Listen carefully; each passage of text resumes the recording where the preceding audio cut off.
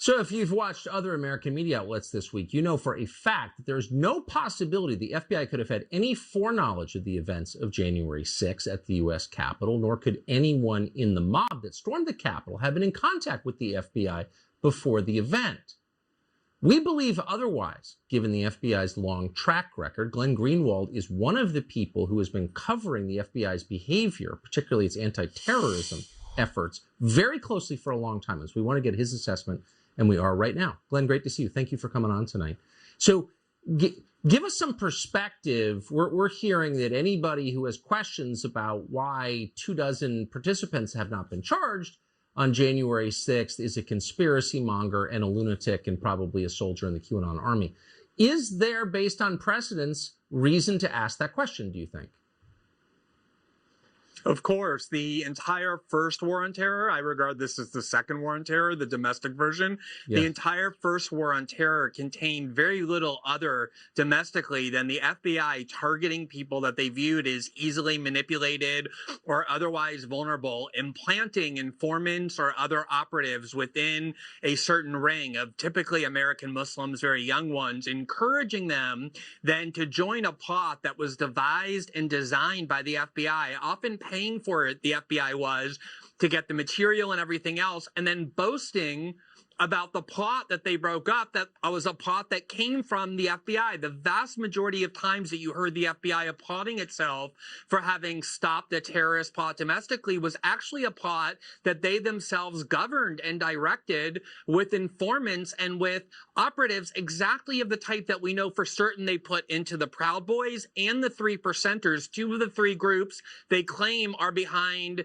January 6th. So the only way you could claim this is some kind of a crazy conspiracy theory is if you're either completely ignorant about what the FBI does or lying on purpose to cover up what the FBI does when it acts domestically. But if you're a journalist, why would you ever lie on behalf of a law enforcement agency, a government law enforcement agency? Why would you choose to protect the FBI over informing your own viewers?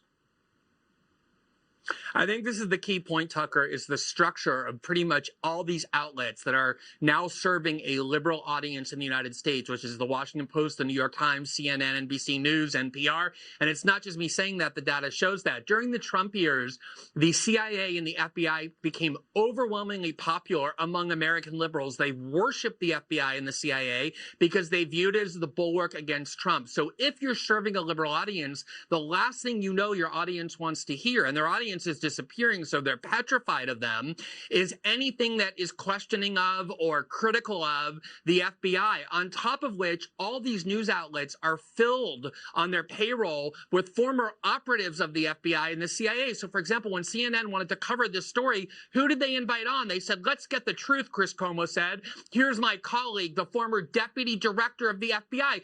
What journalist talks to the FBI to get the truth about the FBI when the question is the FBI being truthful or is their actions less than scrupulous? But these outlets are completely constructed to serve this worshipful view of the FBI and the CIA that everything that they say should never be questioned. That's what drove Russiagate for 5 years. So many of the false conspiracy theories that these outlets spread, and they're doing it again.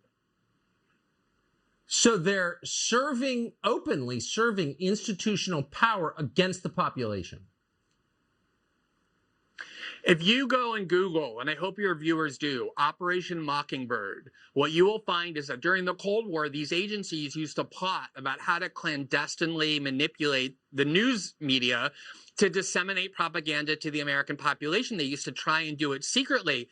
They don't even do it secretly anymore. They don't need Operation Mockingbird. They literally put John Brennan, who works for NBC, and James Clapper, who works for CNN, and tons of FBI agents right on the payroll of these news organizations. They now shape the news openly to manipulate and deceive the American population. So if you're an American wondering what foreknowledge and involvement did the FBI have in January 6th? If you go and listen to those networks, you're going to get lies because the only people they're asking are people who are serving those agencies and acting to disseminate disinformation. That's what those outlets are.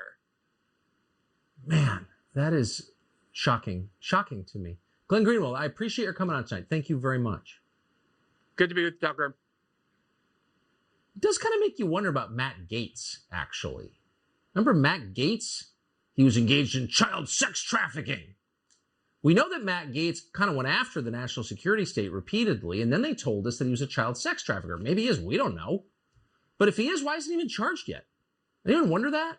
Are you allowed to leak personal information, derogatory information against a sitting member of Congress because you don't like his criticism of you and then not charge him?